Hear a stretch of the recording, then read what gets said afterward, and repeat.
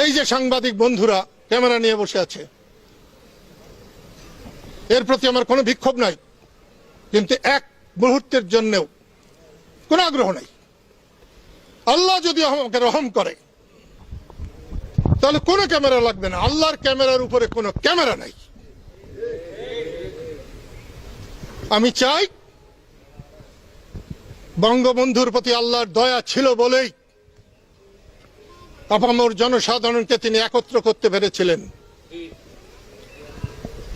আজকে আওয়ামী লীগ করলেই বঙ্গবন্ধুর প্রেমিক, আর আওয়ামী লীগ না করলেই বঙ্গবন্ধু বিরোধী, এটা সত্য নয়।